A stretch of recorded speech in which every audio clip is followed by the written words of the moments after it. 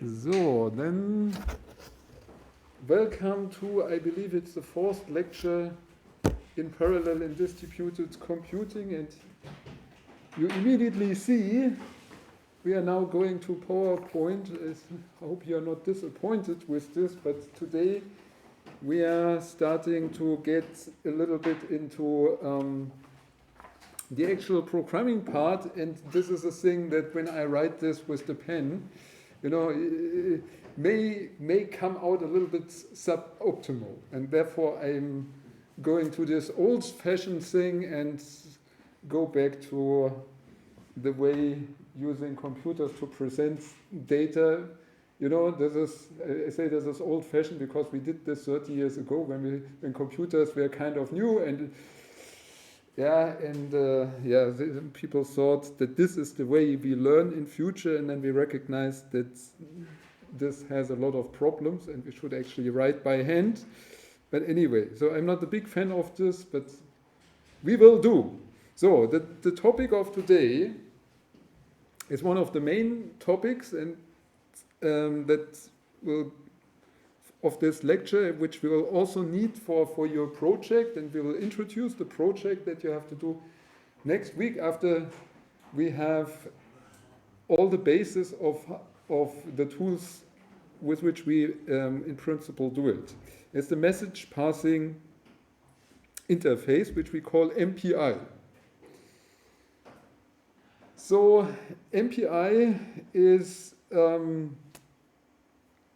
one of the main tools in parallel programming, and is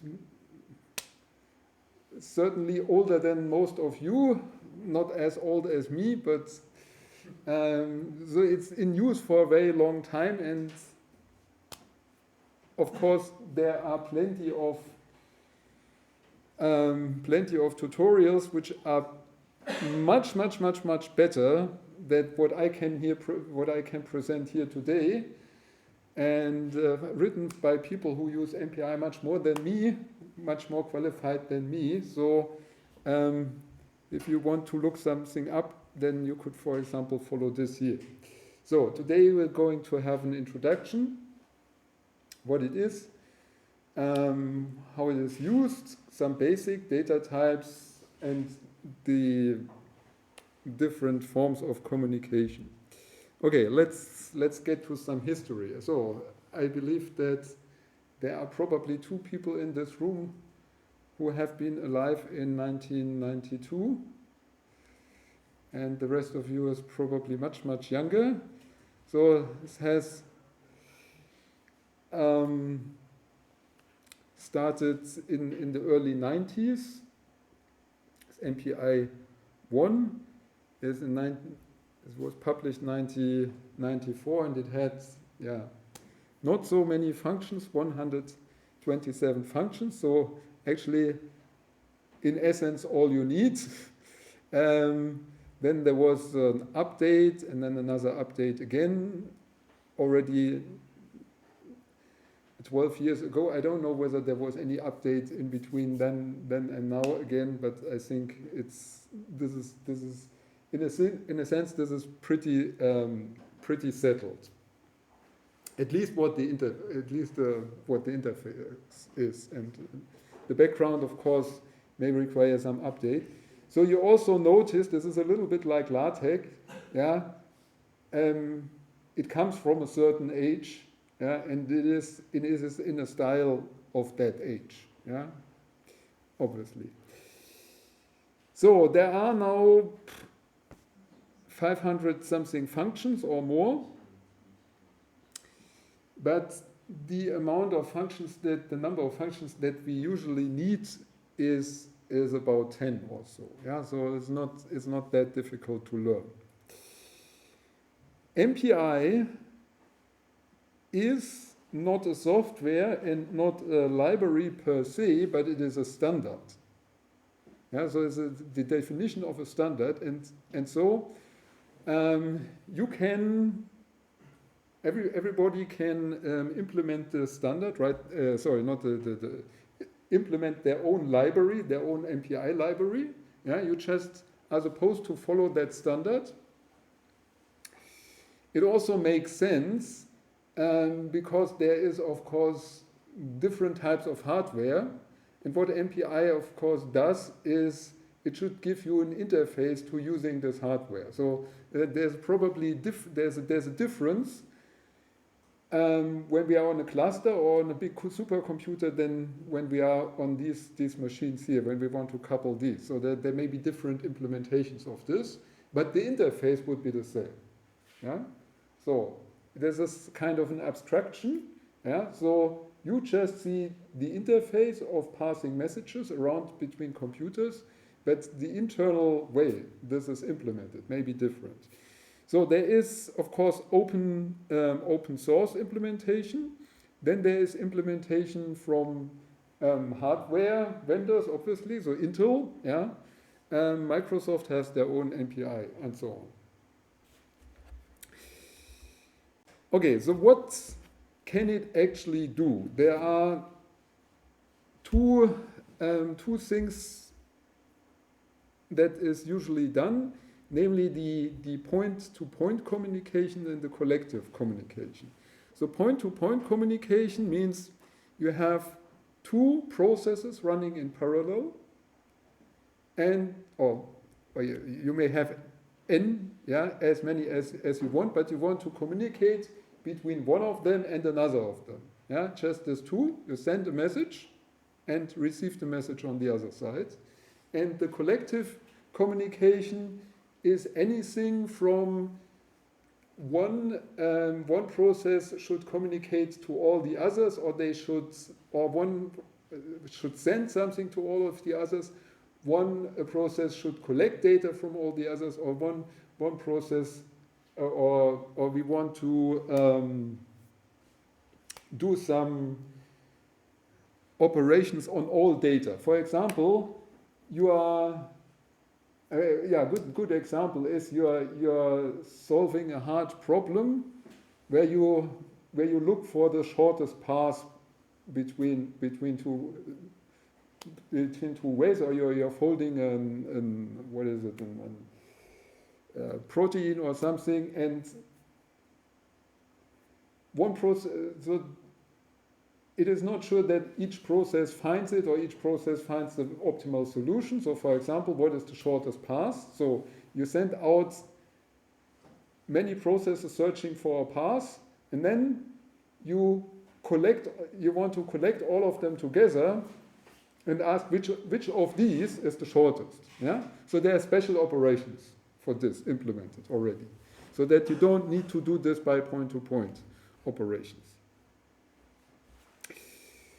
So this is here, we distinguish the processes. So the process needs to know which they are. So we distinguish them by a rank, and we count this rank from 0 to larger number. This is why we call this rank 0, rank 1. So these are 4 processes. One here would communicate, this is just the point-to-point, and this here would be the all-to-all. Now, how does this look like in your actual code or in the program? The thing is, you will now write only one program, and this program is started on different processes. And each process runs the same code. Yeah? So, since they all run the same code, they need to distinguish what they have to do, because they should work together, so they should do different things. So they have to distinguish what they do by somehow, and this is then done by the rank. Now, important thing, and this is something that we will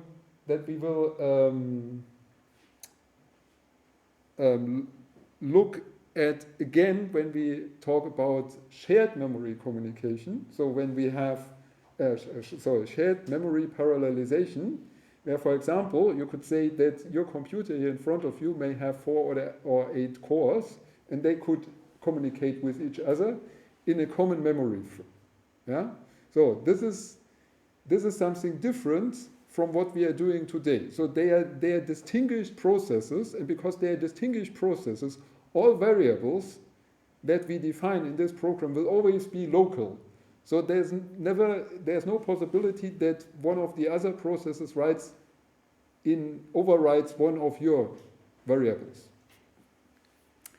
Okay, so all the communication is done via these messages that are sent. Let's look, before we come to the actual programming task, let's just look at one of these potential programs. We always start with a Hello World program, right? So this is now our C++ program. There are some standard things. So when we want to do outputs, we usually load the library or the header standard IO input output. So this is just for writing this here. By the way, this output here is actually old C style. Yeah. Then the important stuff here is we have the include MPI dot header. So unless we have this, the compiler doesn't know what MPI actually is. So we have to read the header. Then we have our main function, and our main function has some arguments. I don't know whether this was in the example that we had the last time or the last two times. So the main function in C or C++ takes as their argument the command line arguments that you set. So the first argument here, the int argc, is the number of command line arguments that you supply, and this char star means this is a pointer to a pointer. And if you remember last exercise, pointer to a pointer is an array of chars, an array of text. Yeah, so strings. Yeah, so in a sense, so from a C++ perspective, this is not really a string. This is the old C style of a string, where it's a character array. Yeah, this is not, because a string is something modern, and here is just an array of characters of ASCII characters. So this is something that all the C++ functions can take. So the command line arguments, and this is then used in this MPI init function. So the first thing we have to do is we have to generate, say, a context for this MPI, and then we have to init the MPI, and here we provide pointers to this argument. And also this is now the reason why we talked about pointers for so long, because the MPI interface makes a lot of use of pointers. Yeah, so we are actually generating. So this is the what is the name of the address operator? Yeah, so we take the address of this integer, means we are generating a pointer, and we pass this pointer to this function, because this pointer wants to have this function wants to have a pointer. Yeah. So here, so for example, we take the pointer of this double pointer, so we'll pass 3 times pointer. This pointer. Sorry. That's the way it works. So right. So for example, it is not so that these functions may also have a return value. Yeah. But we are usually not using a return value. We are doing it the other in another. MPI does it in another way, and this is now becoming important in this very minimalistic example here that actually does not use any communication at all. As I said, all the programs take these all the processes take the same program. So somehow they need to know what part of the work they are supposed to do. And in order for this to happen, the first question that they have to ask, that the process has to ask is, who am I, right? So this is, you're just born and you should ask yourself, who am I actually? So what should I do? And this is actually, is here the second command. Okay, so the first command was, how many are we? So the how many are we? So here, up here we have two integers, yeah? So, and the first thing is, how many are we? We need to use an MPI communicator. So this is usually always the same. We'll come to this in a minute. And then we hand this a pointer to this variable. And then what the program does, it is writing its output. Yeah, so the result will be written into this variable. So it's not like this. It's not like num prox is equal to blah blah blah. But we hand a pointer. Then it uses the pointer to write something into this. And the same thing happens here with my ID. So the question is, how many are we and who am I? Yeah? So when I know who am I, then I probably know what I should do. And then at the end of this, we have to do this finalize, and the finalize will close all the processes that are running.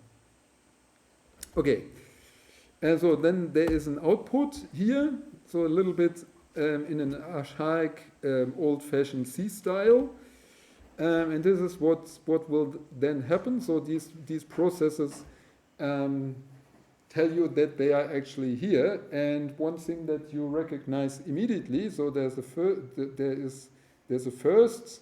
Sounds good, but it's not good because the first is not the first because we start counting at 0. Yeah, so there's also a 0 of 4. So there's 1, 3, 2, 0. Yeah, they come in arbitrary order. Yeah, because they run in parallel. So and one of them just happened to be faster than the other. Okay. So the basics. So there are some parts of this I've already mentioned a minute ago. So there is MPI, many functions. I don't know any of them, just the essentials. So for example, these 6 essentials that you will usually always need. Yeah, you have the init. As I said, you get this is taking 3 times a pointer to a pointer to a pointer. Then what you also always need is to know how many are we. This is the size. Here's a pointer to an integer. And what is my rank? Who am I? This is called the rank. Also takes this pointer. So, and what we have not done in this program that we've just seen is actually sending messages. Yeah. So we also need to be able to send messages. So these are the important things. So we can send and we can receive. And here we also make again use of these pointers. So we have a pointer to the data that we want to send. This pointer needs. Okay, so yeah. Then again we have to understand. We have to again understand C, and that is not necessarily a very modern language, in a sense. Yeah, where you would think, okay, so I just sent this array and good. Yeah, so. You have a pointer to the start of your data, and you have to tell in addition how much data you want to send, right? So this is, yeah. Is this in bytes? No. Good question. Yeah. So next, but we come to the answer. Yeah. So we need to send data. We have to tell them how many data, And then we need to know how big is the data. And the data is, of course, indicated by the data type. So if we know the data type, we know how big the data is. Yeah, so how the program knows, or MPI knows how many bytes it is supposed to send. But is there like a special type of, because the type of the parameter is MPI data type. Yes, So there are MPI defined yes, data types? yes. Okay. So then, and we'll see this in a minute, yeah? Probably in 2 minutes. So then we have to indicate, so we have to give the postcode, if you will, yeah? So where do we want to send it? Yeah, so this is an integer destination. Then there is a thing that we in this lecture probably don't take a lot of attention to. You can put a tag to your data.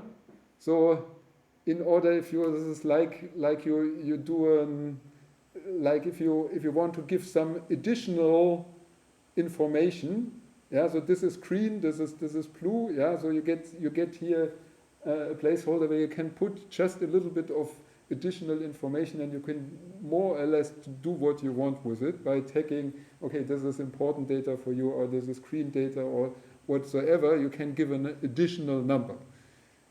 Often we put 0 or something here. It's just you need to take care that what you send has the same tag as what you receive. Okay? So yeah, we can indicate the tag, and then we need a communicator.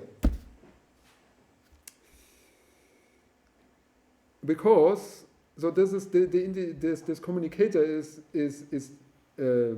generated by the init function. And it is important to provide a communicator because you could potentially have several communicators. Yeah, so you could, for example, so you could be in several networks at the same time and communicate with several processes in different frameworks. Okay, so this is sending. Then receiving is almost the same. So we get we have to have a pointer to data, so we are not sending data, but we have a pointer to a place in our memory where we wanted to write the data to. Yeah? This is called a buffer. And here again we have to specify how many data we want to receive. Again, the data type. Instead of the destination, we have to have the source. So it's different from the post office. In the post office, you just send off. Here, the receiver has to be there and collect the mail, knowing what mail he is expecting. Yeah? Then we have the same tag. We need the communicator, and in addition, so there's one more argument. This is a status where we can see whether. Okay, in the status we get some health data, so to speak, on whether the communication worked, whether it has already passed, and so on. Yeah. Okay, and then the last thing that we need to know use is the finalize. The finalize function has to be called in order to shut down all the processes. So this is a kind of a little bit a problematic thing, because it is one of these things that if you don't do it, you will not necessarily immediately see that you did something wrong. Yeah? But what you could potentially do is to produce a lot of zombie processes in the cluster, and you are not going to make friends then. Yeah? So, because this could mean that some of the processes, stay alive even though they are actually dead. Yeah, so please, even if your program apparently runs without it, do it. Okay. So, yeah, the communicator that we are, the default communicator is MPI com world. Yeah, so this is talking to the entire world that we've made up.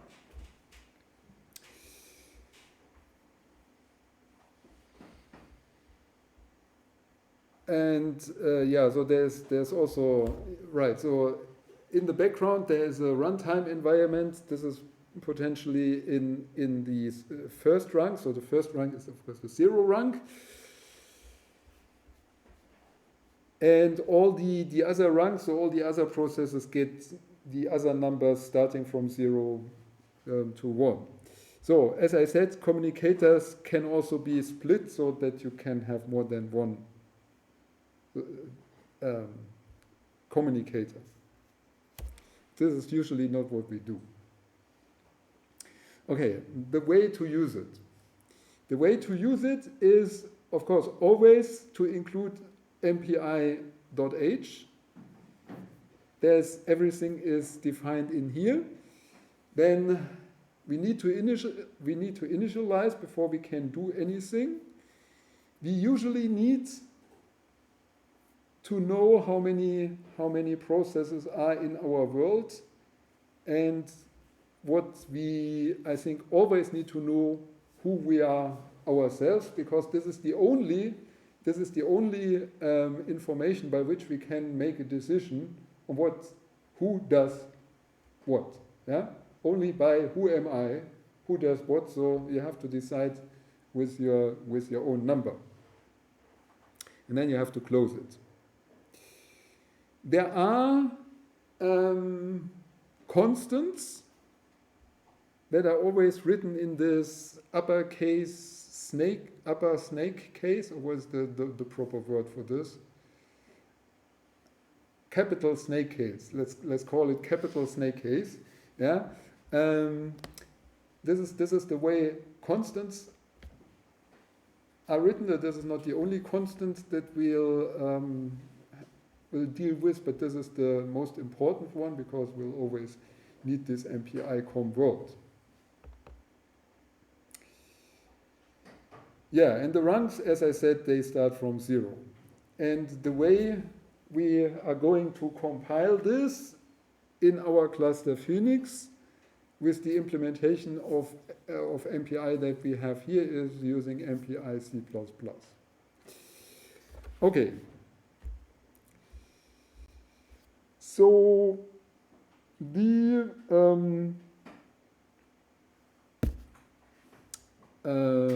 right. So the initialization. Okay, I don't know whether I'm repeating myself. The initialization is creating this world. Yeah. So we have here different processes, and each process has a rank. And the entire thing is now in this MPI com world. Okay, I guess I've said this already. Okay, so now it took more than 1 or 2 minutes, but now we are at the data type. Yeah? What were you doing? So we have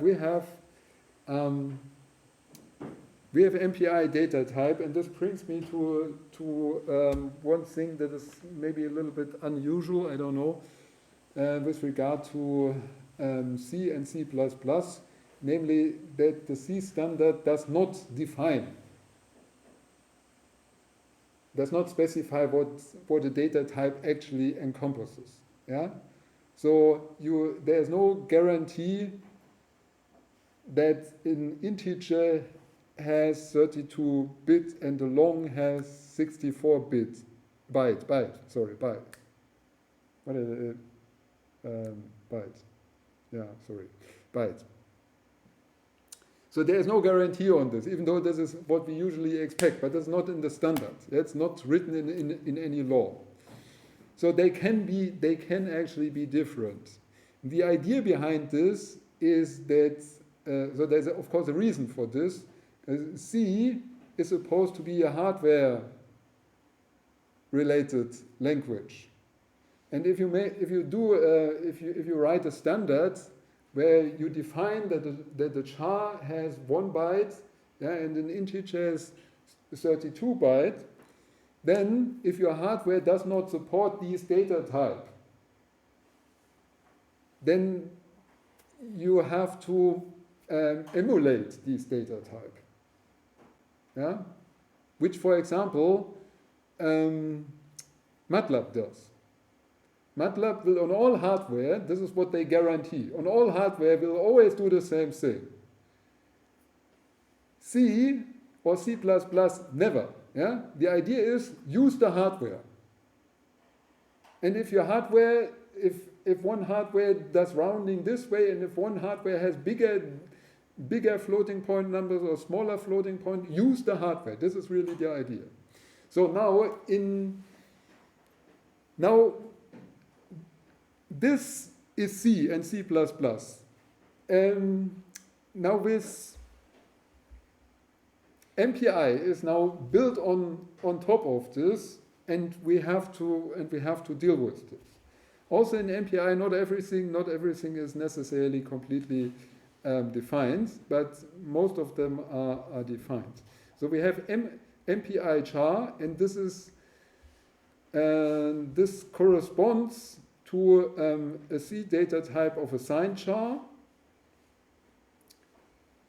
So it has chars chars come in two ways, namely counting from 0 to 256, and one from minus 126 to 127, I believe. Possible, yeah. So this is a signed char. Yeah, this can be positive or negative, and therefore only half range in both. It's the same range, but it has an offset. So in this char here will be corresponding to a C signed char, but has of course the same size, which is the important thing if you want to send things. So char is 1 byte, short is 2 byte, int is 4 bytes, long. What did I say? Did I really just say long or an integer is 32 bytes? I think I said this. No, I meant bits. Yeah. So it is 4 bytes. Sorry, 4 bytes for an integer. Then a long. So this is not necessarily according to the C standard. There's 8 bytes. Unsigned char is. So we have to specifically unsigned char is 1 byte, unsigned short is 2 bytes, unsigned is an unsigned integer. Yeah, this is a 4 bytes, unsigned long is this correct? Okay. So I don't know. We're usually not using this. It's a bit surprising, right? Okay. A float is usually 4 bytes, and double usually is 8 bytes. And then there may also be something like long double. So this is specifying how many bytes are going around. Now, how does the thing actually work in practice? So we are using buffers. So this is like you could say this is like the mailbox, or maybe it's better like the packaging, yeah, the box where you put things into and then you move this box around. So this is the way you could think about it. So we have on the side of the sender, we have a send buffer. Then we have the message, which the MPI is taking care of. So this is just, for MPI, this is just a certain amount of data, word length, yeah, this is what I have to carry, yeah, so this is the guy from Amazon, or whoever you like, so this is just the guy driving the car, not caring what is in the box, right? So you put your things in the box, this is packaged, sent by the MPI, and then received on the other side and put into the receiving mailbox, so in the received buffer. And this usually here, this happens, this is the magic where in principle you don't care about how it works. Yeah, so this is this is what MPI does for you, is of course using the network. Okay. So, point-to-point communication. Sorry for this amount of text. This is the thing that we are usually going to use the most, and so we'll also need to understand this.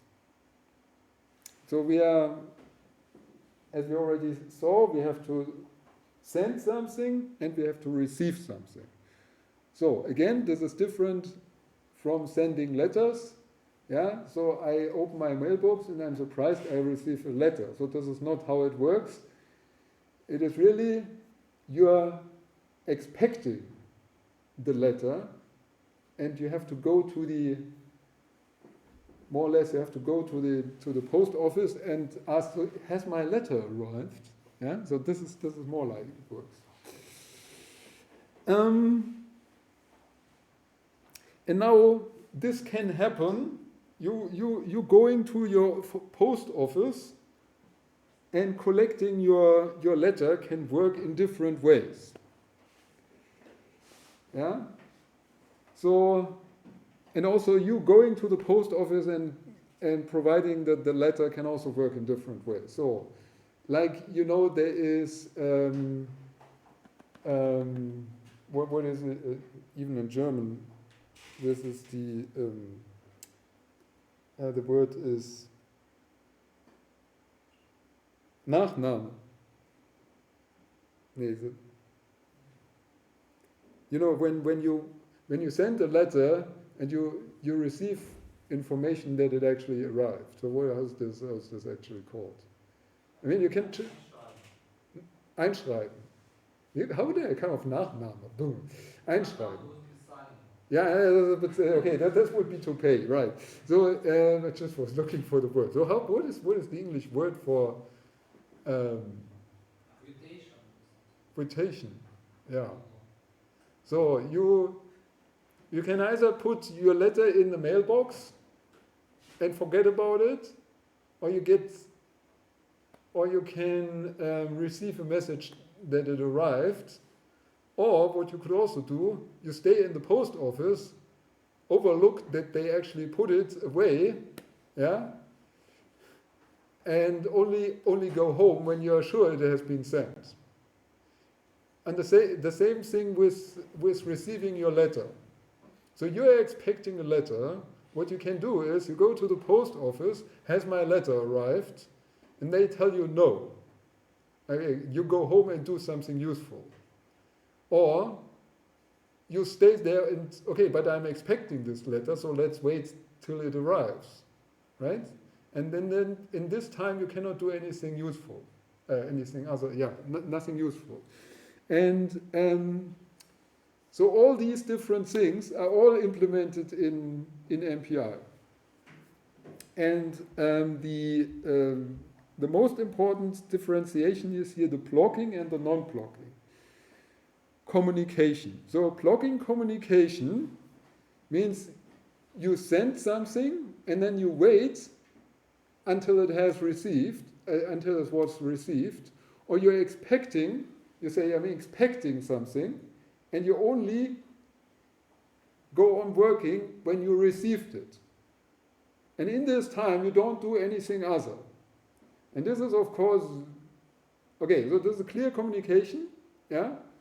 But usually it is a big waste of time. And we don't want to waste time because we don't have time. This is why we use parallel computing. Yeah? So then it sometimes would be shorter to not waiting but do it yourself. Right? So this is why we have to distinguish between these two. So the standard functions that we hear, they are blocking. Yeah, the send function returns only after the message has been sent off, and the receive function returns only after the message has really arrived. And then there is non-blocking communication, of course. This is indicated by this I, and this I means immediate. So this is just you put your letter in the mailbox and let the post do what it does. Yeah. So okay, maybe if we stay with the mailbox, you could consider it like this, and you say, so you send something, you put it in the mailbox, and you wait until the postman or postwoman has collected it, please. The normal send function doesn't wait till the message is received. Yeah, this is not necessary. Yeah, yeah, not necessarily. Problem is a little bit. This is not. So yeah, it is not 100%. This may not be completely the same in all implementations. So, but at least it waits until it sends. Yeah. So there is, because there is also a more stringent waiting for. We'll see this in a second. So these things will, so this immediate send, okay, this is easy. So you put something in the mailbox, yeah, and you go off. Yeah? Immediate receive means you're looking in your receive mailbox, or you're asking the post, do you have a message for me? And no, okay, let's go home and do something else, but you did not receive your message then. Yeah?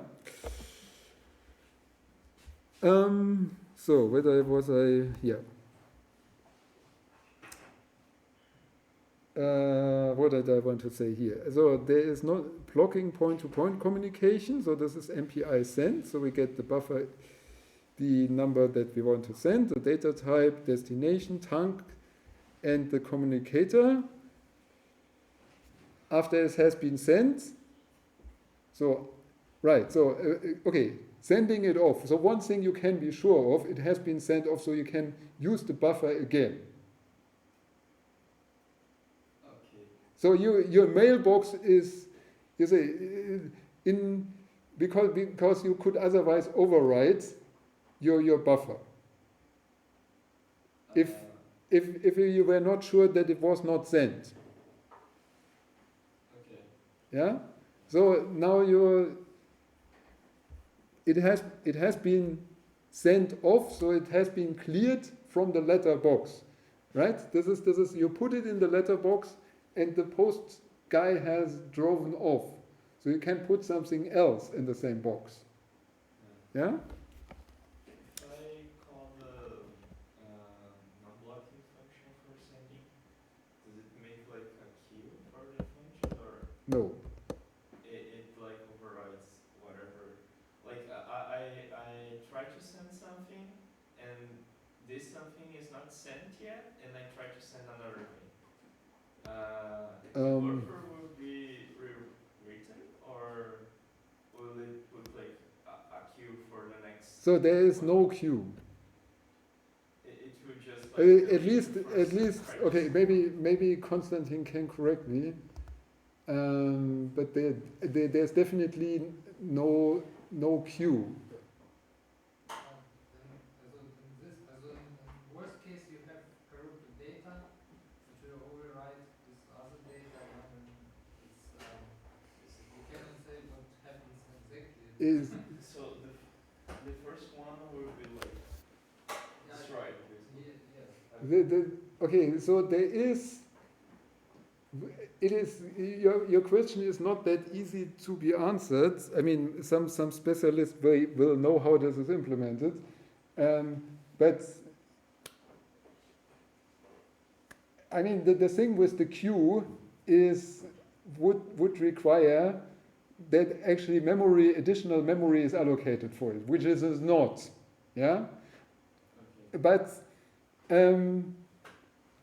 then again, there is the hardware implementation and the network also the network itself internally also uses buffers, caches, network caches, yeah, where data is temporarily stored. So it may be possible. So this means that something may already be sent off, but has not yet arrived.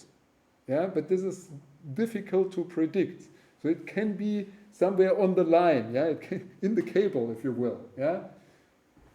So this is not safe. But for receiving, they have like more than one space. Can I receive? No. So I can't receive two messages. No. Like I have to read in between them. No, you cannot receive two messages. No. Okay. So you have. Yeah. Okay. So this is the. Okay, this is the receive thing, and for example, with regard to the source, so usually you expect your letter from a specific address, but you can also specify any source. So you are accepting messages from anywhere, and then you can specify this with any source. And this is when you received it and you put it somewhere away, you can use your buffer again. But there is no. I mean, you have to understand this thing with the buffer. The buffer. I mean, the buffer sounds something like something great where you could put something in the queue or something. This is not what it is. The buffer is a place in your memory that you specify, where we have this pointer to. Yeah, you have a point. You are just passing a pointer to a space in memory, and this is where things are collected from and things are written to. And this thing has the size that you provided. Yeah, and nothing else is there possible. Okay. So non-blocking communication is you are putting things in the mailbox and you are running off. So which means that there is an additional layer of parallelization, if you will. Yeah, your computer runs a separate thread that takes care of the communication, while your main program is still running. So these two things are now done in parallel, and this usually increases the performance of your code, because while your output is waiting to be processed, you can do something useful. So, and they are just initialized. So now this obviously produces a new problem. Namely, when you want to receive something and it has not yet arrived. Yeah? And you do not want to wait. So you want to, okay, so it does not let you wait directly. Yeah, so the blocking communication makes you wait until it has arrived. Now, this immediate returning communication, this I receive, gives you the opportunity to control when you want to wait or not to wait. With these three functions, so you can do some additional work, and then you can call wait. And what the wait does, it is blocking the process until it actually now has received the data. So for example, doing an immediate return, an MPI I receive plus a wait after this will be the same as just using MPI receive. Yeah? So the difference is now in between these two operations you can do something else before you wait. But you don't necessarily always need to wait. You can also test whether it's already there. So when you test it, you can ask, so did it now arrive? And then, depending on your test, you can do again something else, or now actually process what you have. And now with testing, you could, for example, also decide, okay, now I don't need it anymore, right? Forget it. Yeah, you can cancel it. So these are things that you can do with, or which usually you have to do with immediate communication. So just as an example, because we also have to introduce two new things.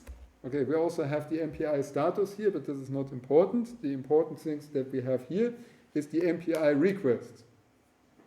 Because if you tell your MPI or your program is supposed to wait, then you also have to tell it what to wait for, obviously, right? So, and the way this is done is by these things here using a request. The program here doesn't make a lot of sense. It's just to demonstrate the use of the request. So I send can take a request, and I receive also can take a request. And what we are doing here is distinguishing the processes by my rank. So if the process has the rank 0, then it's sending something. It has the rank 1, it is receiving something. So there are two processes usually only. In this case, there should only be two that are doing something. And they produce here requests. So this is the receipt from your post office. So this is the message I'm waiting for. Yeah, you're drawing a number. This is what I'm waiting for. When is my number called? Yeah. So now you can do something else, or you can test, or you can cancel it. And here now comes the wait. So the wait takes a request and it takes a status. Okay, status is something we are not putting much attention to now. But the request, so important thing, this is not, so the experience from last year's homework was everybody used requests, but they put the same request everywhere, so that they did not actually distinguish what to wait for, or they would always wait for the last one. Yeah. So each wait is specific to a specific request. So this must be clear. And if you are waiting for several things, then you need to produce different requests. Request 1, 2, 3, 4. Yeah. Okay, and then again there's the finalize. Any questions to this? So the buffer is the request. The buffer. So the buffer has here the char of 20. So okay, so we have a char buffer, length 20. So here we send our buffer, which because it has is already because it is an array. Konstantin, help me. Because it's an array, it's already a pointer, right? Then it's already a pointer because it's an array, and we tell them that this has a length 20, and we tell it that it comes of the type char, which means it has 1 byte per entrance. So it will send like whatever is in this buff? Yes. And it will override when it receives? No, because it does not receive. If it receives anything? Yeah, so if that would receive anything, then it would override it, yes. But you see, they are two different things. So there's one process, this is the way, that one process has only this line, because I ask who am I, and I see I'm 0, then I do this. So, and I'm not going to do this. what is the point of the request? I'm sorry. The Because point of the request, do you this write? is your receipt. You see, what's the point of, okay, the point of the request. It's like additional information of the. No, the request is what you are waiting for. So Okay, let's. it's like a book. Okay, so there is this new. I always find this a little bit strange, but if you go to these modern restaurants where you get these things that can, these buzzers or so, yeah. So you give an order, and now you have to identify your order. You're now waiting for your order, right? Yeah. So now you need to know what you are waiting for. So in the old days, the waitress or the waiter, they would know who ordered what, and they would take care for this. But nowadays you need to have this piece of paper or this buzzer, yeah, that identifies this request, this order that you put with you. If you're losing this buzzer or your receipt, however they are doing it, yeah, you don't know what you're waiting for. You'll never get your, it will never be clear whether your order has already arrived, yeah. So you see, you go to this falafel house, yeah. They will give you you had the order 120, yeah. And then you are waiting there, and then you go to the counter and say, so I'm waiting here a long time, has 120 already arrived? The request is this number 120. If you mess with this number, you're waiting for the wrong stuff. Okay. When the request is received, the buffer is. I think I can. So we need the request for the waiting or for the testing. Okay. Yeah?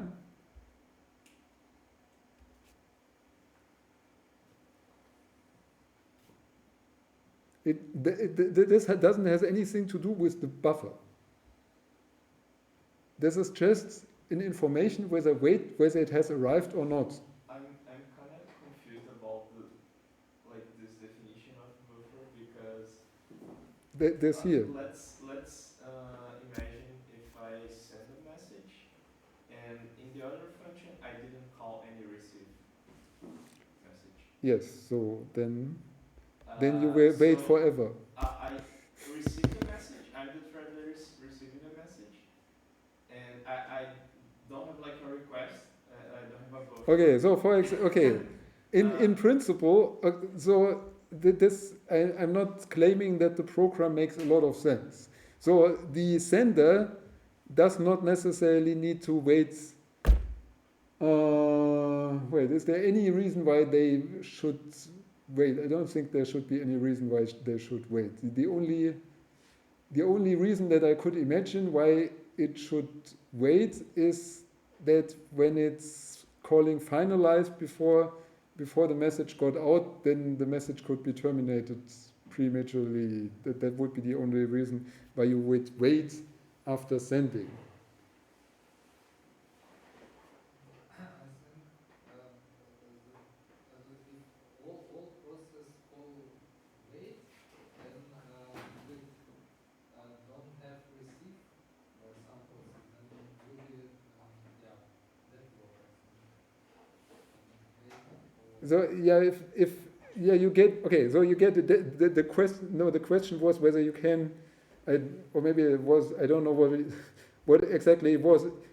So the sender, for the sender, it is not as important to wait as it usually is for the receiver, right? Can I reformulate my question? It's like I am the receiver. Yes.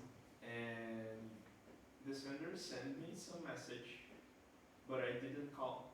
I never called like the receive function. Yeah. Yet. I didn't call. I received this message. But No, I you didn't don't call really. this. How are you receiving the message if you don't call receive? So this message is lost, even though I call the receive later. And if you call the receive later, then you'll receive it later. So if I receive a message and I never call the receive, I call the receive later. No, this is either you never call it or you call it later. This moment I didn't call the receive. Yes, so I they are received not. the message, and Okay, then I call the receive. This message is waiting. The message is in the network. so. Okay. It's I guess where. Okay, let's come to your question in another way. Yeah. So because you can synchronously send and asynchronously send. So there is. Because we had the question, you put it in the mailbox and you wait until the mailbox has been cleared and the post guy has gone off. Yeah? So you can also wait really until the message has been received. And this is called the synchronous. Yeah? This is probably what you mean. Yeah? That they both have to be in the same spot in the same time. Yeah? Not one sending it off and the other one receiving it later, but they are waiting for each other to communicate, which we call a handshake. So this S send will return only when the receiver has received the message. Yeah, completely blocking.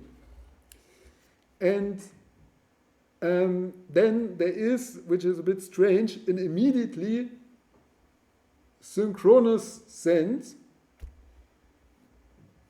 which you see does the handshake, but let the handshake do some done by something else. This is like for a professor. I want my message to be taken care of like this.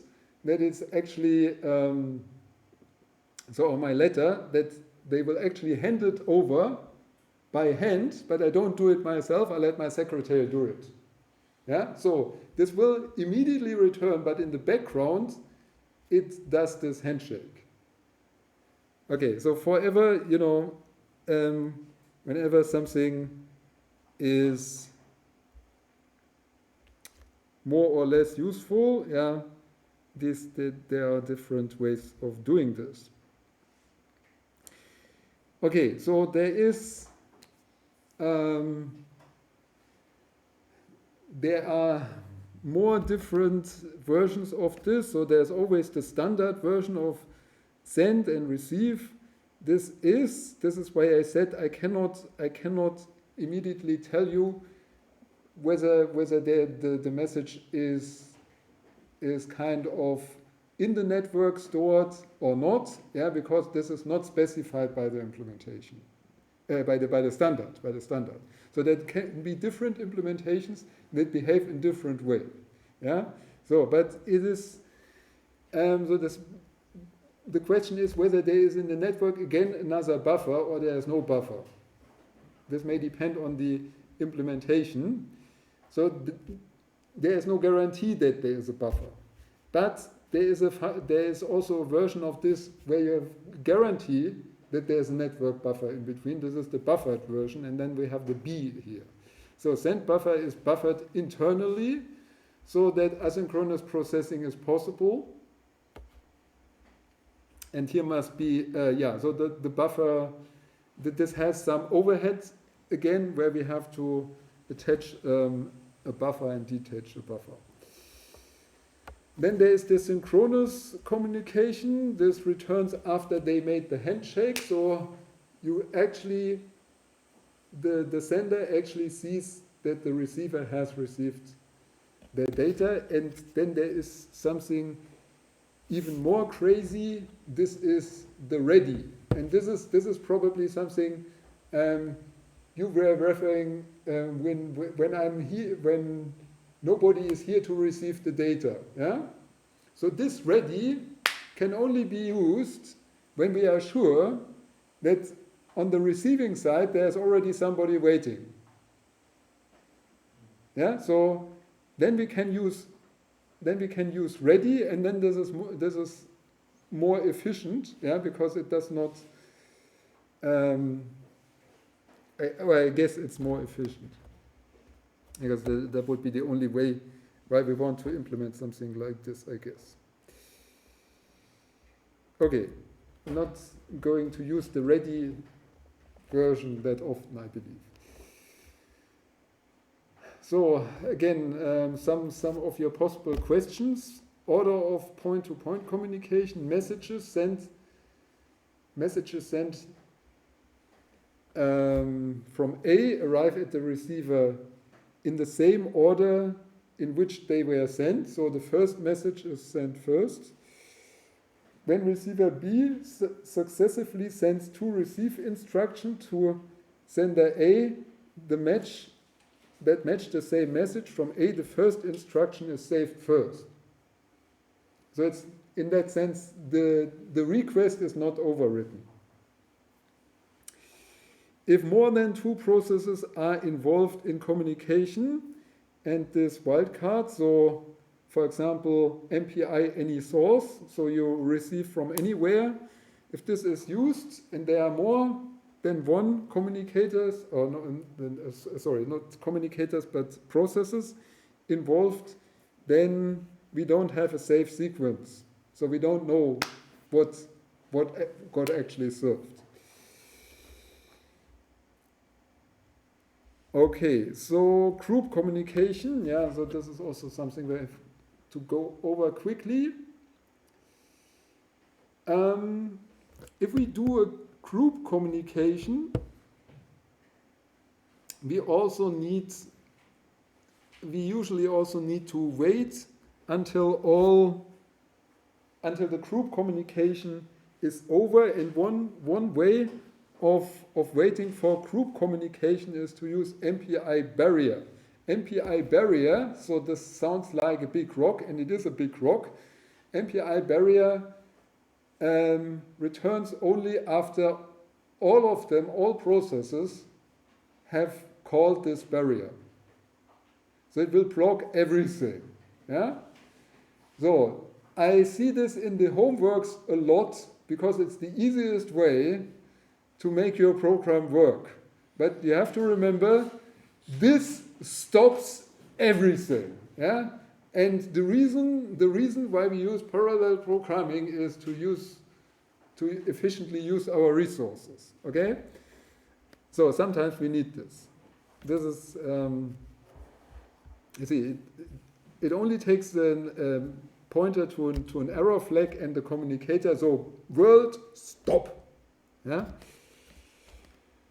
Okay. Now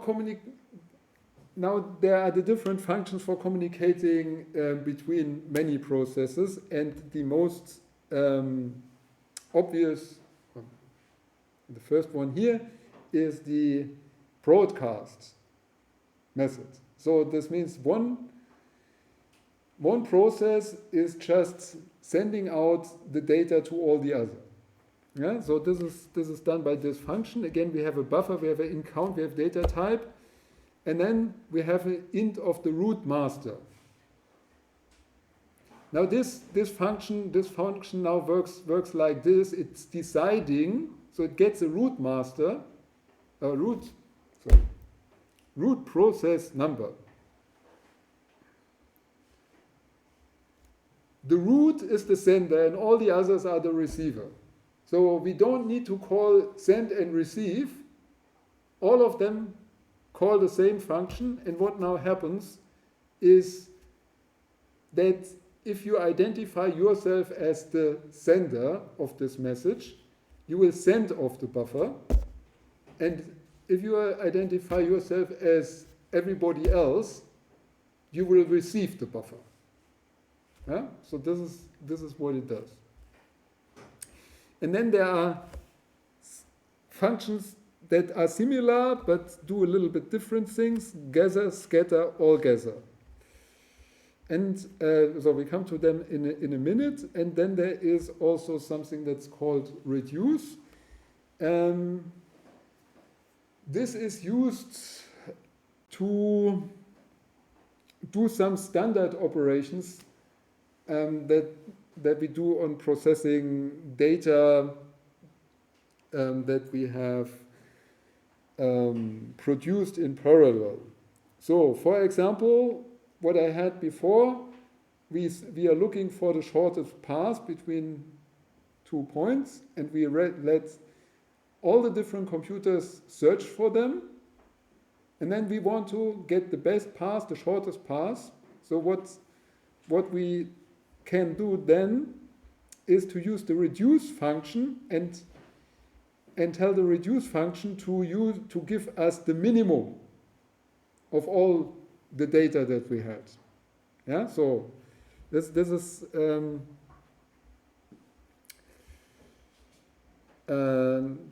this is done here like this. So there's a send buffer, a receive buffer, the length, the data type, and here comes the operation. Here comes the operation, which means maximum, minimum. Yeah. So from this, the root process number then will receive this function. So it will, for example, we are asking for the minimum. Yeah. So then we will only receive the minimum between everything that has been sent. Or we can sum them, for example, with this, or different things. Yeah, 12 functions.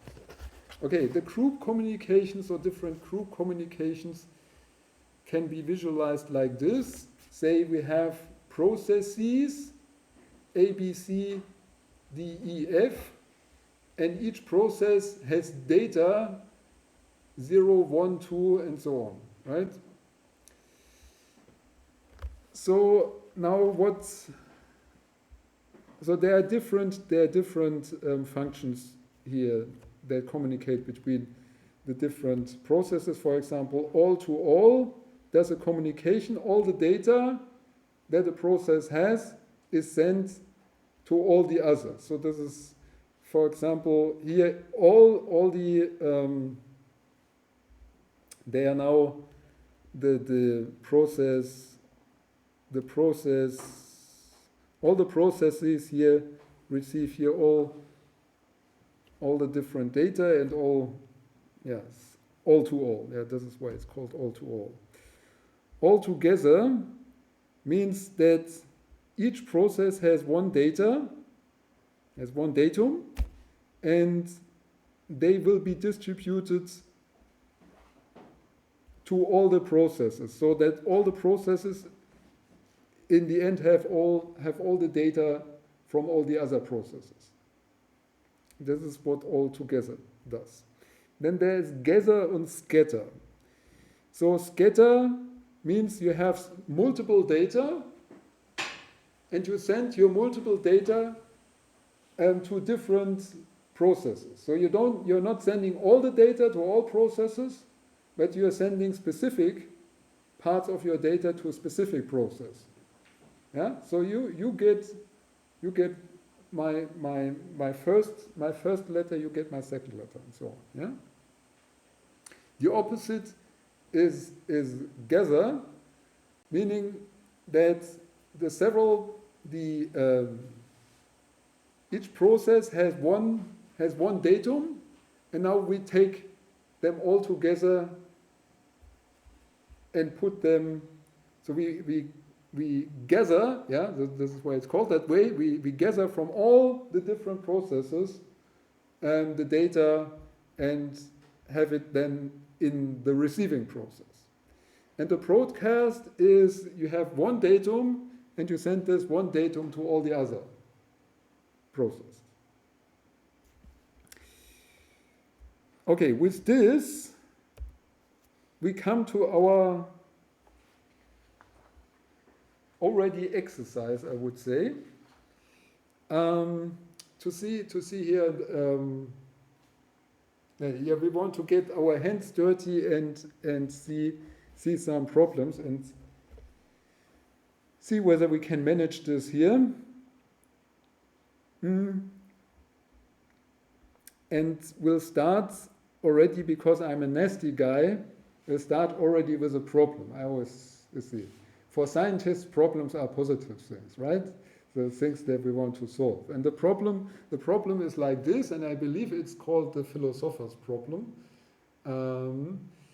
So suppose you have a ring, so you're sitting, the philosophers are kind of sitting on a round table, and each of them wants to send something to their right neighbor or to their left, doesn't matter as long as it's the same. Yeah, each of them does the same, wants to send something to their neighbor and wants to receive something from the other neighbor.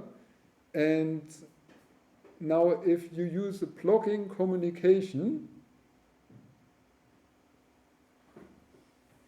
where the sender has to wait until it has sent something before it can receive something,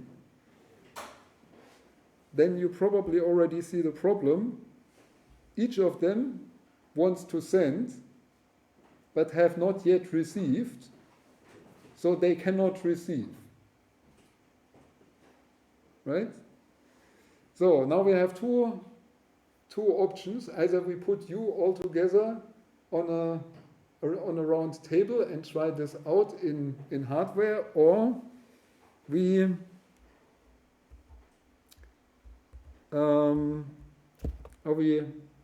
try to program it and see what happens. Okay, so this is actually, if you like, you can join here programming, because we'll go later to a little bit an exercise. Yeah, and just now starting off here. Oops, I'm in the wrong place. And I hope I have a cheat sheet, but I hope I'm not going to do complete nonsense.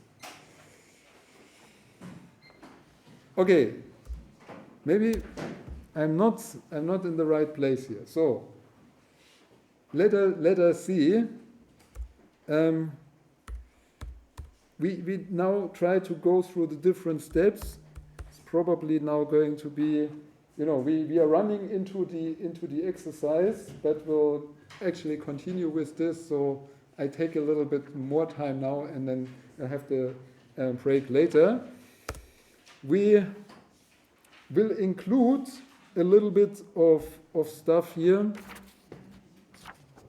for just for the convenience. By the way, convenience is not what I have now. Yeah. Okay, so we'll have IO stream,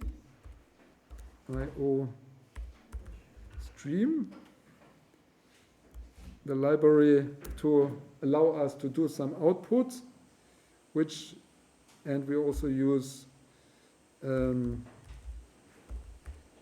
standard IO, includes standard IO. So this is what we usually have. Sorry that I've not prepared this beforehand, but maybe this helps us. So I'm by the way, I'm in the cluster. Yeah, I'm in the cluster in my own folder here. So this is PVR 2024. So I go to Gaia and to lecture 4, and there I produced an example ring.com C++. So now this is input-output. Yeah. So what makes our program an MPI program is using MPI.h. So we need this, otherwise there's no way we can go on. And then we have an int, so return type int, in main. This is our main function with the integer, which by convention is called the number of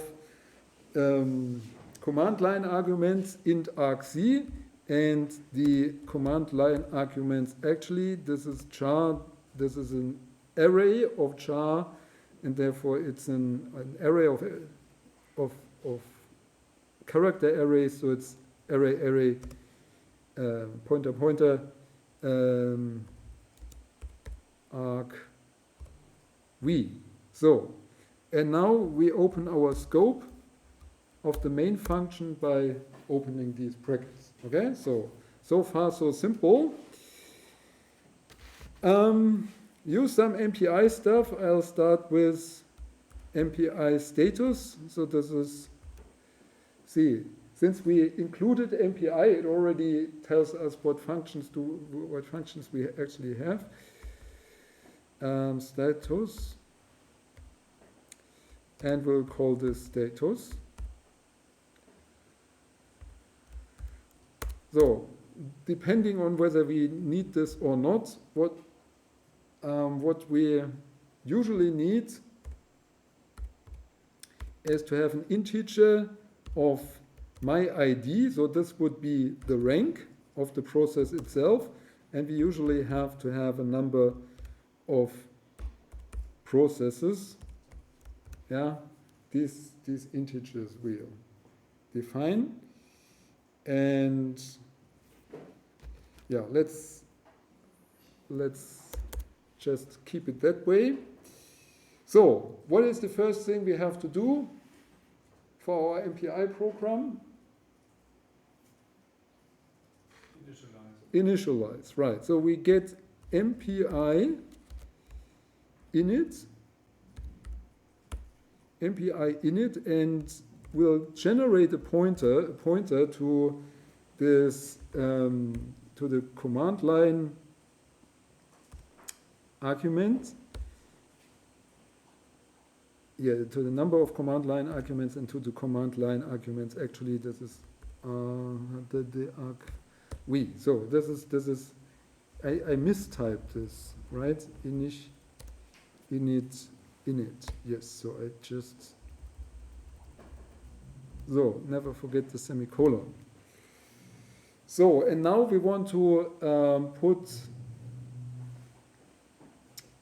So we have to identify who we are and how many are we. These are the two common things we have to do. So MPI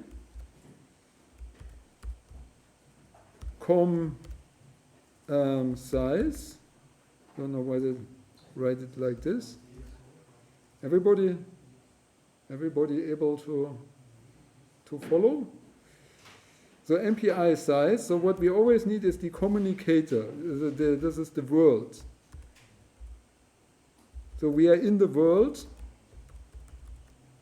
MPI world.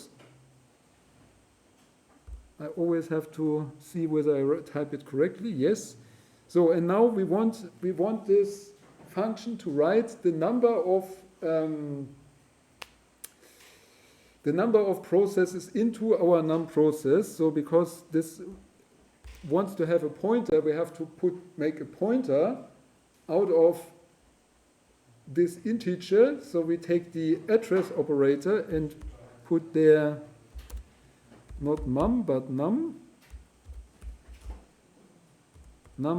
procs. Okay, so then we should have received the number of processes or programs, or don't know why I called this procs, but I called it procs, so now I have to keep with procs. And then there is the question, who am I? This is the rank. And the other thing is the same, so we get MPI world. And we call this my rank. No, my ID. Okay. Still, so, are you following or should I? No. You're not following or I should not? I mean, the question whether I should slow down. I mean, in principle, my ID, why is it not, what problem does it has with my ID? Ah, okay, so what is wrong here? Yeah, we put here the integer, not the pointer to an integer, right? So, okay, now we have done the bookkeeping in a way. Now we have to do some.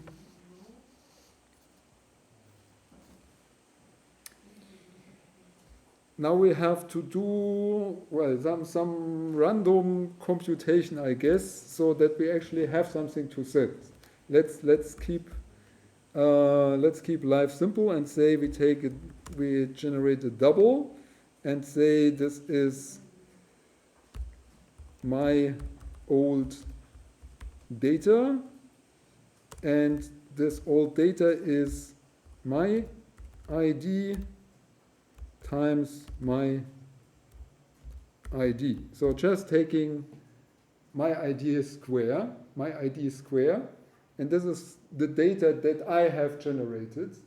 And now we want to have data that comes from elsewhere, and this we call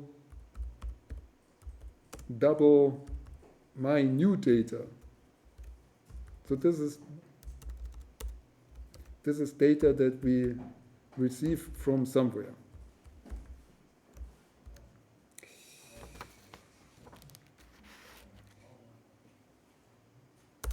So now we want to send the stuff somewhere, and we said we want to send it to our neighbor. We are sitting in a ring, and we want to send it to our neighbor. So we identify our neighbor either right or left by saying I take my ID, either -1 or +1, depending on the way I want to go. Let's say we identify it as with using minus. Int destination, this is where we are going to send stuff to. This is my ID -1. Yeah, so we cannot send it to ourselves. We have to send it somewhere else. So, and destination.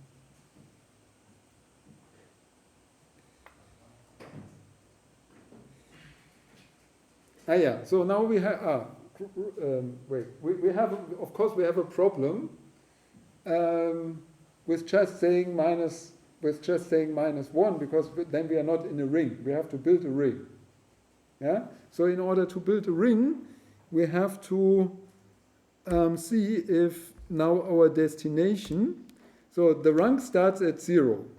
So at the 0 rank, would have destination -1, which does not exist. So we have to check this. So we have to ask if destination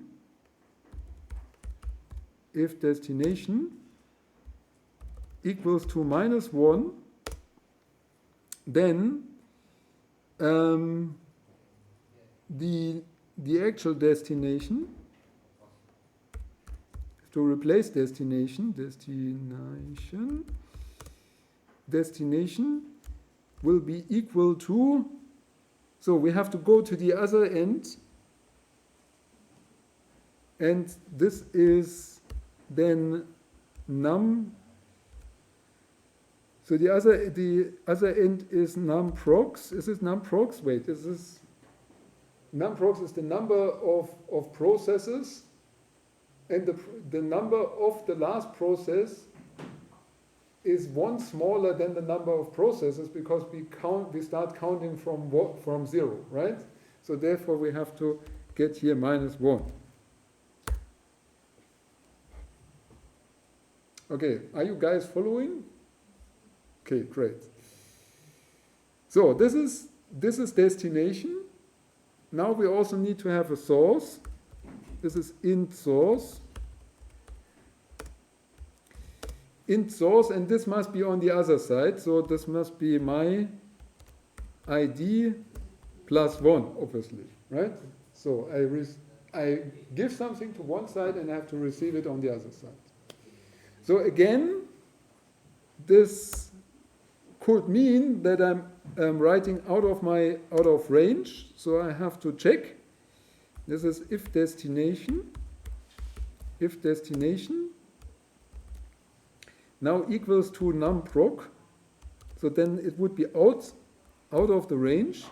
Numprocs would be out of the range, and if it is out of the range, I have to specify the source now obviously as 0, yeah, on the other end of this.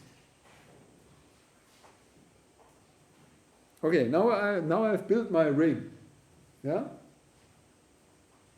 So both ends are checked.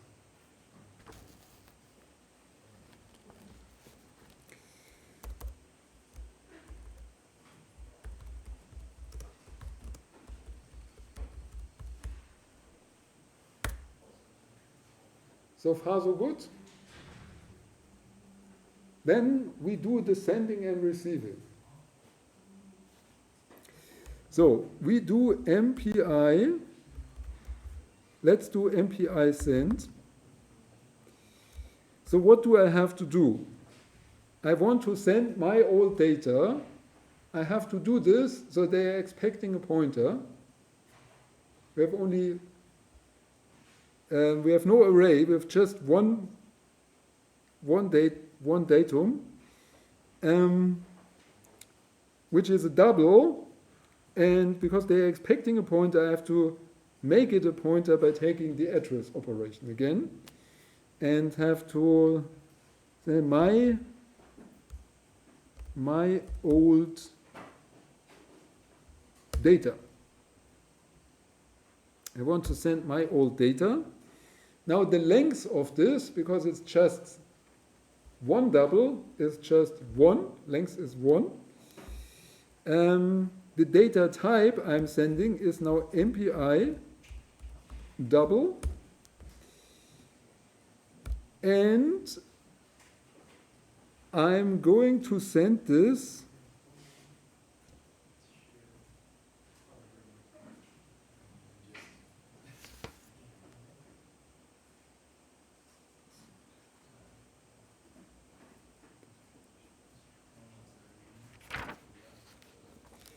okay, I'm going to send it to a destination. To the destination. And then the next thing, do you have, so what's the next thing? The next thing is the tag. So tag, we said, so we can give some additional information. We usually don't need this. So maybe, so I could now either write a 0 or we don't. Okay, let me do one thing here and say, because we don't like to have the magic numbers in the code. What I'm going to do is to write here int tag, and I send this tag is to 0, right? So, and then down here, so I have defined an integer tag, this set to 0, and here I will now write tag.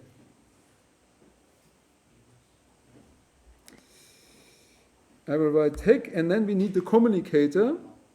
This is MPI com world. MPI com world. Why is it not giving me this? Okay. So this would be sent, and the other way around is now the receiving part. MPI receive. MPI receive. So MPI receive, and here we now have to specify the input buffer.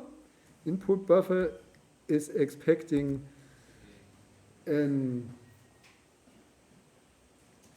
pointer again. So what we are doing is we take the address operator, and here comes my new data. So this is where the new data is supposed to be written to. My new data. So this comes with length 1. This is again an MPI double. It comes from the source. It takes a tag and is using the MPI com world as always. And now we should have received something. MPI com world. Is there any typo? No. Why is it? Okay, it's just not fast enough. Okay. Now we received, and what I'm going to do now is that each of the processes is writing out the data. So let's do it the C++ style. We do a standard, namespace standard, C out. Sorry. Yeah? Also the status argument missing. And the status argument, yeah, this is right. So this is the reason. Yes, right. So this is the reason why it did not, sorry, yeah. Status. So this is the reason why it did not converge here. So for the, you see, for the exam, you need to know the order of these things. Yeah, this is once you have to learn this, because we'll later have, we let you write a few programs by hand. Unfortunately, this is how we have to do the exam. Yeah. So please. I mean, I know I have to cheat sheets here for these things, but yeah, it's not so difficult because they are all in the same order. So I think it's a thing that I can expect of you, that if I tell you know the order. Genau. Right. So what I wanted to do is to write out what we received. So we'll do a standard C out, and now we use a stream. So and say that process. Say this. Now give it my ID and say received, and here comes my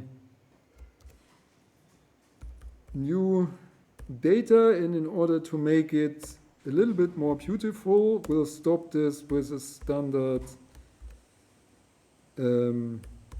end line, yeah, so that it's just std. Wait, of course. So standard. What am I doing? Okay, so no, yeah, this was just a cursor. Sorry. Yeah, okay. We namespace double column. Yeah, I just wrote one column. Yeah. Okay. So suppose we are done now. What should we still be doing? I mean, one thing we are doing now is closing the door.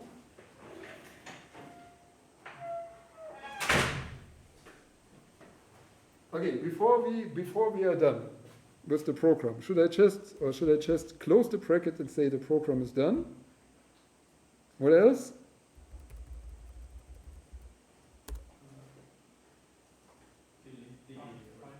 Yes, so we have to, okay, so there are actually two things that we still have to do. MPI, finalize.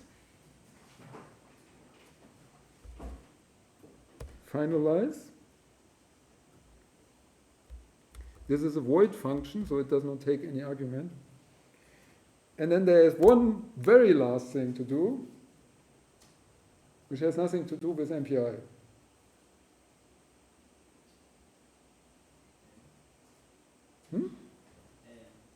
End? End.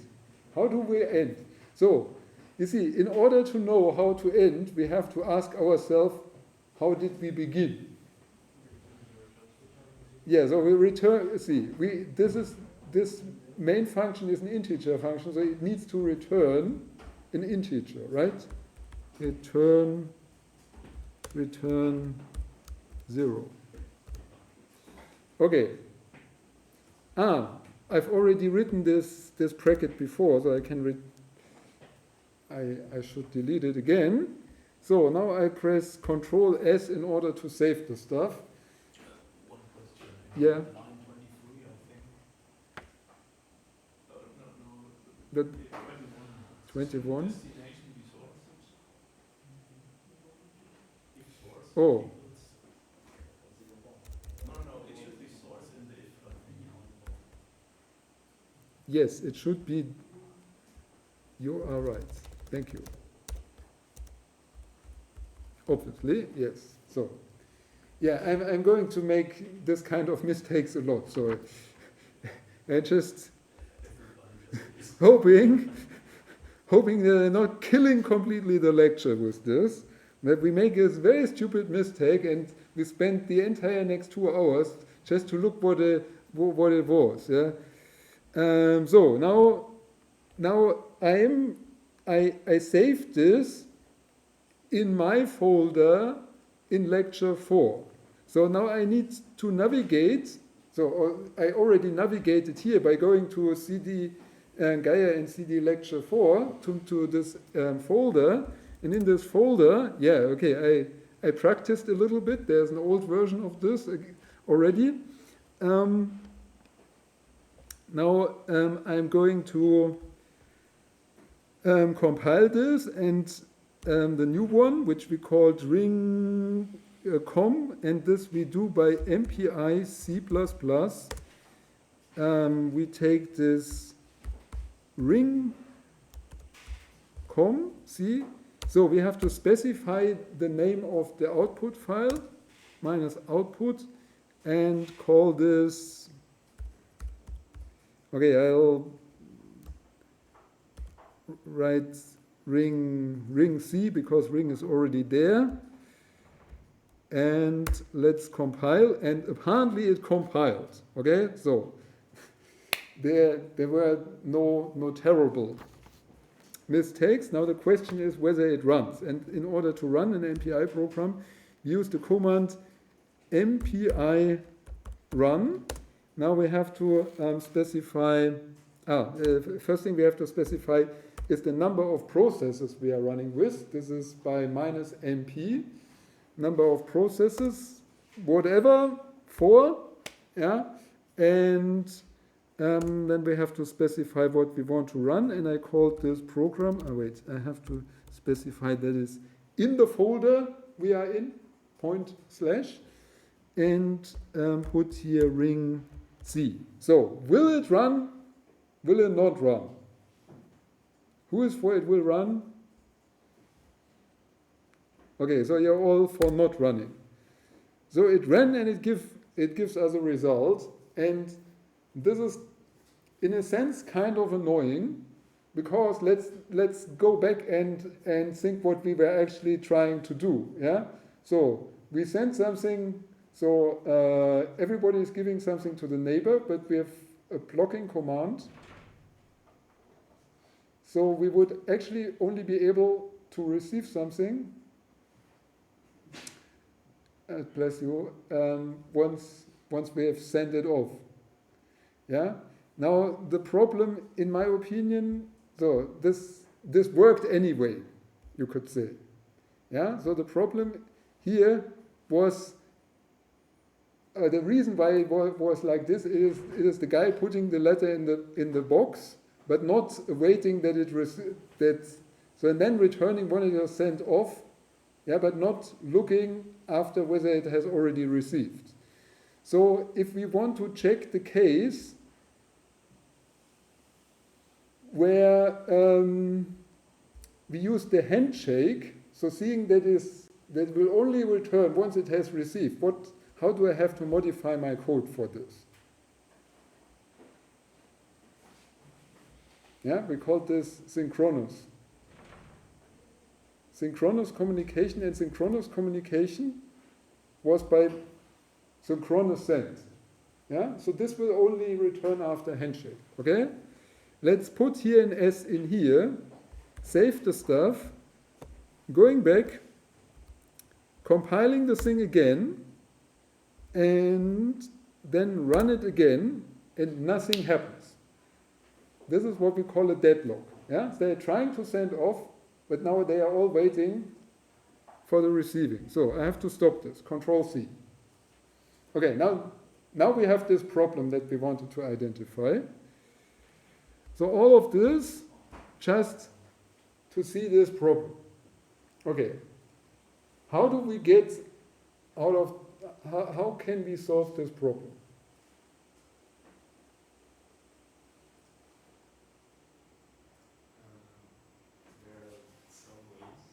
There are several ways, that's correct. You can force one of those to stop waiting. I can force one of them to stop waiting. Yeah. So how do I force one of them to stop waiting? I'm not sure in using MPI, but it's like a general way to do it. You can also Yeah. drop everything and try to start over. You can what? You can drop everything and try to start over, so it doesn't happen again. I can drop everything. Yeah, that's wonderful. Okay, I think I can drop everything. Or you can try to synchronize it somehow. Yeah, this is the problem. We just use synchronization. Yeah. Yeah, so how? No, because they all start running at this. They all do the same thing. Yeah, they are obviously they are robots. Zip, they all turn this way. Yeah. So if I tell you, so you should communicate with each other, and all of you turn at the same time the same direction. So you're only looking at the back of people, right?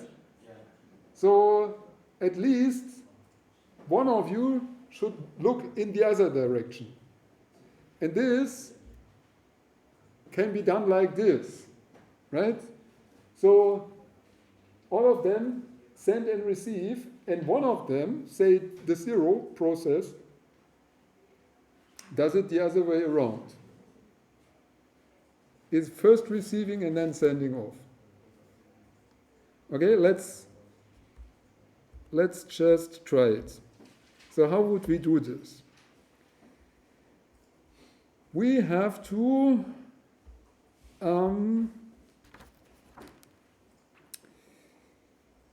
okay, obviously we have to do this in a condition. So there must be if. So say we are doing this if we are. So in order to do it as in the lecture, we want to turn one around. So we say if my ID is not equal to 0, we do it this way.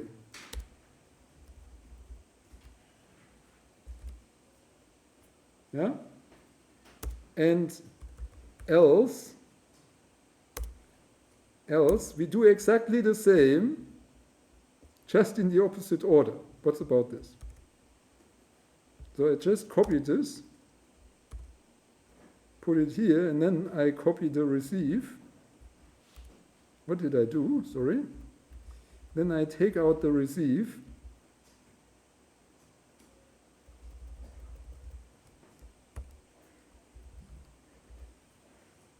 and put the receive first.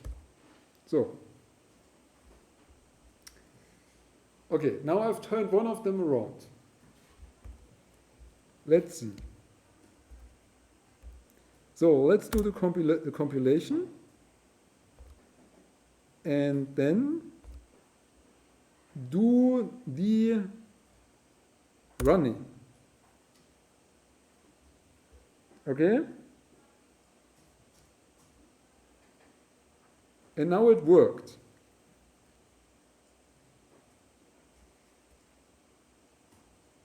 So now it works. So if we compare, so there's something, by the way, there's something interesting here.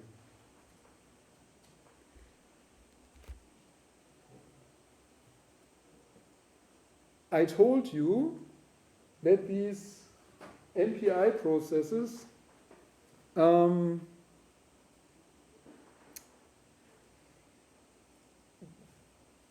because they run in parallel, one of them you cannot control which one will first write their message, right? So this is what we saw here. So I have process 1, process 3, process 0, process 2. This is when we use the normal sentences. Now we do the handshake, and now interestingly we get 0, 1, 2, and 3. Now suddenly they are in order. Why are they in order? Zero receives, and then So, everything in the chain. so okay, so everything in the chain flips, right? And now in a sense this is a problem, because yeah, we have cut the deadlock, but we are still processing things in serial. Yeah, because the last one has to wait until the chain has arrived here. So this is not the optimal solution to this. Is there a better solution? There's a solution that works. Yeah, it is not an optimal solution, because all the other processes have to wait for 0. The communication 0, 1, only then can communication 1, 2 happen, and only then can communication 2, 3 happen. Better solution. We just initialize the 0, instead of sending source, we could just send 0, and then we could copy the first 2 lines, MPI sent, and then MPI received, maybe? You want to send everything to 0. No, so the number 0, we should initialize it as a receiver. Because what we are doing here is just everyone is turning. Yeah. And then So yeah, one of them. Okay. So everyone but one is turning in one direction. Yeah. So okay, you sit here in a line, and you should communicate with each other. So 3 of you turn this way, and you turn that way, and this is why it kind of works. Yeah, so then you do your communication, then you turn around, you do your communication, and then you turn around and do your communication. But you are waiting until it has arrived. So it is more efficient. So what would be more efficient if you wanted to communicate from the beginning as quickly as possible? Maybe half of us turn around. You're right. So this is the solution. So you're doing what we're supposed to do is half of you turning to the left and half of you turning to the right. Okay? So, and with this, we are now ending the lecture here and making a small break, and then you implement this. Okay? So let me try to end the recording.